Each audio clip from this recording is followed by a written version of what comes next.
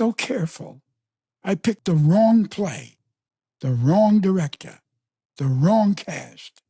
Where did I go right? Max Bialystock, the producers. Preface. The writing of this book serves as a kind of confession. You, the listeners, will be my confidants. I'm going to tell you all my secrets, things I've never told anybody, things I don't want anybody to know. I don't want you to breathe a word of what you find out in this book.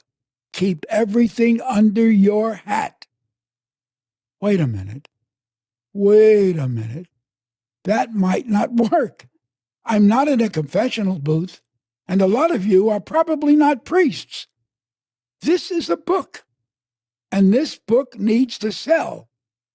So let me revise what I've just told you. Don't keep it under your hat. Spill the beans. Spread the word. Let the secrets out. Tell all. Tell everybody. Let everybody you know hear all the terrible things I've done. Everything I didn't want the world to know. Shout it from the rooftops. Because I think I'm going to need a couple of million confidants to make any money on this book. So fasten your seatbelts and hang on for this wild ride that's mostly about my life and career in this crazy thing called show business. Okay, let's start the adventure. Chapter 1, Brooklyn.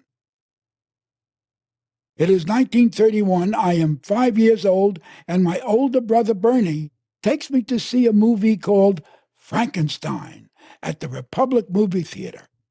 Big mistake.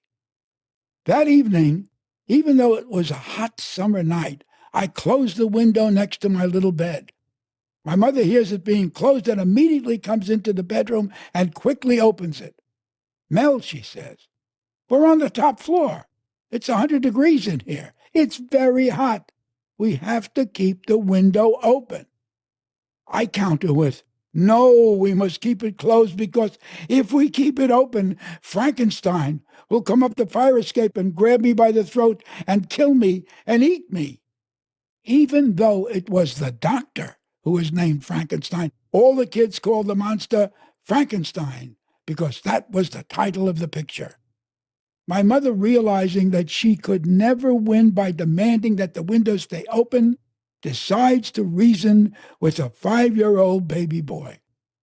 Mel, she says, let's say you are right, that Frankenstein wants to come here and kill you and eat you. But let's look at all the trouble he's going to have to get to Brooklyn. First of all, he lives in Transylvania.